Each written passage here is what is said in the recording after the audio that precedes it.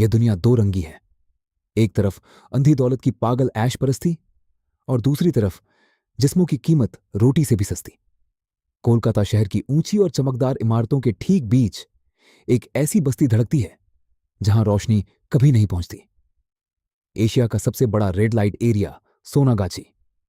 बाहर से देखने पर यह सिर्फ एक संकरी गली है, लेकिन जैसे ही आप इस गली के अंदर कदम रखते हैं, हवा भारी हो जाती है। यहां रात कभी ढलती नहीं और सुबह का सूरज अपने साथ सिर्फ नए सौदे लेकर आता है। यह कोई काल्पनिक कहानी नहीं है, बल्कि एक जीता जागता सच है।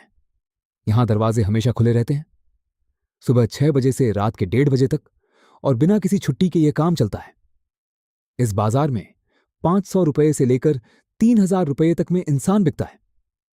मोल भाव होता है 1 घंटे का या पूरी रात का। खरीदार हर उम्र के हैं। यहां 13 साल के बच्चे भी आते हैं और 70 साल के बुजुर्ग भी। लेकिन जो बात सबसे ज्यादा दहलाती है वो ये है कि जो लड़कियां यहां बिक रही हैं, उनमें से कई कभी 13 या 14 साल की बच्चियां ही थीं। कोई भी लड़की अपनी मर्जी से अपना जिस्म बेचने यहां नहीं आती। किसी को प्यार के झूठे जाल में फंसाकर गांव से लाया गया और बेच दिया गया। किसी का पति उसे बीच रास्ते में छोड़कर भाग गया, और कोई सिर्फ इसीलिए इन अंधेरे कमरों तक पहुंच गई क्योंकि उसके घर में भूख से बिलखते बच्चे थे। गरीबी एक ऐसा दलदल है जो सीधे सोनागाची के कमरों तक का रास्ता बनाता है। एक बार जो इन दरवाजों के अंदर आ गया, वो कभी लौटकर अपनी पुरानी दुनिया में नहीं जा पाता। कई लड़कियां तो ऐसी हैं जिनका जन्म ही यहीं इसी जगह पर हुआ है, जिनकी माएं भी यही काम करती थीं। उनके पास बाहर की दुनिया का कोई रास्ता था ही नहीं। जब कमरे के दरवाजे बंद होते हैं तो पीछे क्या होता है यह कोई नहीं जानता। शराब के नशे में धुत लोग, गालियां, खौफनाक मांगें और जबरदस्ती। वो बदसलूकी बर्दाश्त करती हैं, लेकिन क्यों? सिर्फ अपने पेट के लिए, गांव में बैठे बूढ़े मां बाप की दवाइयों के लिए और अपने बच्चों की स्कूल फीस के लिए। वो हर महीने पैसे भेजती हैं और अपना वजूद मिटा देती हैं ताकि उनका परिवार जिंदा रह सके।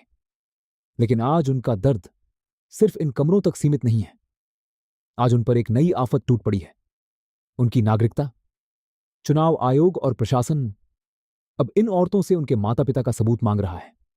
जरा सोचिए, जिस इंसान को बचपन में अनाथ छोड़कर अंधेरी गलियों में फेंक दिया गया हो और जिसे अपने असली मां बाप का नाम तक याद नहीं, वो कहां से लाएगी अपने खून का सबूत? वो डर के साए में जी रही हैं। वो रोते हुए कहती हैं कि अगर उनका वोटर कार्ड कट गया और नागरिकता छिन गई तो उनके पास आत्महत्या के सिवा कोई दूसरा रास्ता नहीं बचेगा। वो इस देश की नागरिक हैं और टैक्स भी देती हैं, लेकिन आज सिस्टम उनसे उनके इंसान होने का कागज मांग रहा है। पर सोनागाची सिर्फ मजबूरी की कहानी नहीं है, यह बगावत की भी कहानी है। साल 1992 में जब HIV एड्स मौत बनकर मंडराने लगा तो इन औरतों ने घुटने नहीं टेके। उन्होंने अपना संगठन बनाया जिसका नाम दरबार रखा। जो औरतें कभी एक दूसरे से नजरें नहीं मिलाती थीं, वो एक साथ खड़ी हो गईं, गुंडों को गलियों से निकाल फेंका और पुलिस के डंडे सहने से इनकार कर दिया। उन्होंने अपने नियम बनाए। अब बिना सुरक्षा के कोई काम नहीं होगा। ग्राहक चाहे जितना पैसा दे, अगर सुरक्षा नहीं तो कोई सौदा नहीं। उनकी यह लड़ाई समाज से भी थी।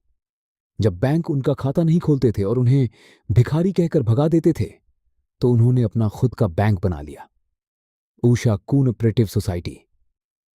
जब स्कूलों ने उनके बच्चों को दाखिला देने से मना कर दिया तो वो स्कूलों के दरवाजे पर जा खड़ी हुई।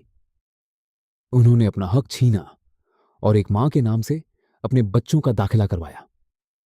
ये सब उन्होंने अपने लिए नहीं किया, बल्कि अपनी आने वाली नस्ल के लिए किया। सोनागाची की इन औरतों ने अपनी पूरी जिंदगी इन अंधेरे कमरों में बिता दी, सिर्फ इसीलिए ताकि उनके बच्चे इस दलदल से बाहर निकल सकें। उन्होंने खुद भूखे रहकर बच्चों को दूर हॉस्टल भेजा और आज उनकी तपस्या रंग ला रही है। आज उनके बच्चे सरकारी नौकरियां कर रहे हैं। कोई नर्स है तो कोई ग्राफिक डिजाइनर है। वो बच्चे जान चुके हैं कि उनकी मां ने उन्हें पढ़ाने के लिए क्या कुछ सहा है। सोनागाची सिर्फ एक रेड लाइट एरिया नहीं है, यह हमारे सभ्य समाज के माथे पर लगा एक ऐसा आईना है जिसे हम देखना नहीं चाहते। यहां जिस्म जरूर बिकता है, लेकिन उन जिस्मों के अंदर धड़कने वाला दिल बाहर की सफेद पोश दुनिया से कहीं ज्यादा सच्चा है। जब अगली बार आप किसी ऊंची इमारत से किसी अंधेरी बस्ती की तरफ देखें, तो बस इतना याद रखिएगा, इस शहर की मजबूत नींव में सबसे ज्यादा आंसू इन्हीं गलियों के दबे हैं।